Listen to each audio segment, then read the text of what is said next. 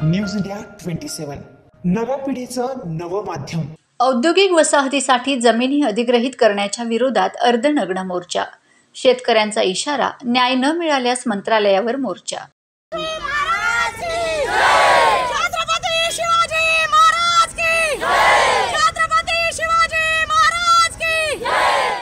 इगतपुरी तालुक्यातील घोटी परिसरातील अडवण व पारदेवी येथे शेतकऱ्यांच्या जमिनी औद्योगिक वसाहतीसाठी अधिग्रहण करण्याच्या हालचाली सुरू आहेत।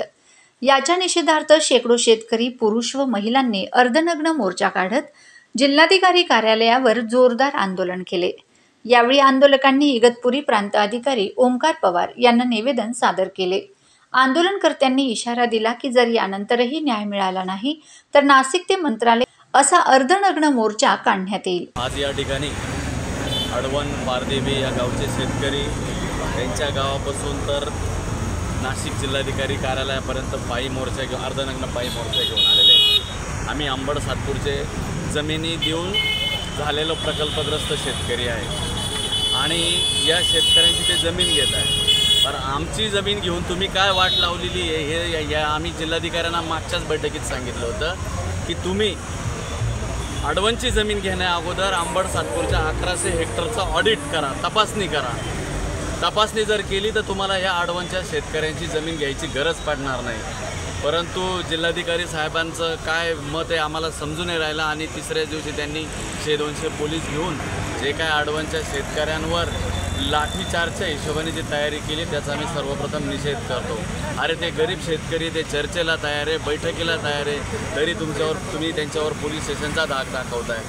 त्यांच्या मागण्या त्यांच्याशी चर्चा करायची सोडून तुम्ही जर अशा पद्धतीने धाकड-दपाशा करून जर हे करत असाल तर हे शेतकरी पण त्यांना त्यांची जागा दाखवून देतील। हे लोक जर या गरीब शेतकऱ्यांची जमीन घेत असेल तर आम्ही सर्व अंबड सातपूरचे प्रकल्पग्रस्त शेतकरी यांच्या पाठीशी राहू आणि अधिकाऱ्यांना यांच्या खुर्चीवर बसू देणार नाही, एवढं उग्र स्वरूपाचं आंदोलन करू, एवढीच नाही हात जोडून विनंती करतो।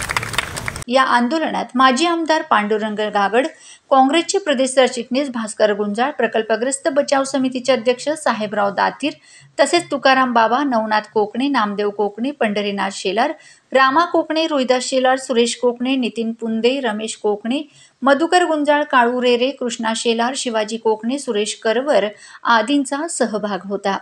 याशिवाय मनीषा कोकणे, उषा कोकणे, सुमन कोकणे, मनीषा पुंडे, चंदाबाई कोकणे, सुनीता कोकणे, हिराबाई कोकणे, सुगंधा कोकणे, लीलाबाई कोकणे यांसह परिसरातील अनेक महिला, शेतकरीही मोठ्या संख्येने उपस्थित होते।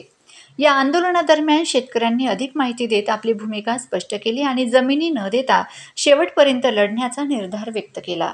न्यायालय असेल, मंत्री असतील, अधिकारी असतील, यांना सर्वांना विनंतीपूर्वक आणि आम्ही निवेदनं दिलेले गेली 2-2.5 वर्षापासून, तरी पण शासनाने हात घातलेला आहे का ही अडवणचीच जमीन आम्हाला MIDC पाहिजे। आता आमच्याच भगिनीने एकदम सविस्तर आणि मोजकं सांगितलेलं आहे की सुपीक जमीन आहे, अत्यंत सुपीक जमीन आहे, निसर्गरम्य आहे। मला हे सांगायचं आहे बंधूंनो, मी नुसता लोकप्रतिनिधी नाही, MIDC सातपूर MIDC मध्ये मी 40 वर्ष नोकरी केलेली, तेही चांगल्या उत्तम प्रकारे, पण त्याच्यामध्ये 15 ते 20 वर्ष मी कामगार नेता म्हणून राहिलेलो आहे। आणि MIDCची हालत काय होते, excel division, BCL forging, BCL foundry या कंपनीचा मी कामगार आहे गेली 40 वर्ष। आणि यांनी काय करायचं, 10-15 वर्ष कंपनी चालवायची, कुठला तरी बघायचं गिराईक आणि त्यांना ती विकून टाकायची। स्थानिक शेतकरी, स्थानिक कामगार हा देशदडीला पाठवायचा। या MIDCचं आणि राजकारणी लोकांनी त्याच्यावर पैसा कमवायचा आणि राजकारण्यांनी दबाव आणून आमच्या शेतकऱ्यांची हालत करून ठेवायची। हा कुठला प्रकार आहे?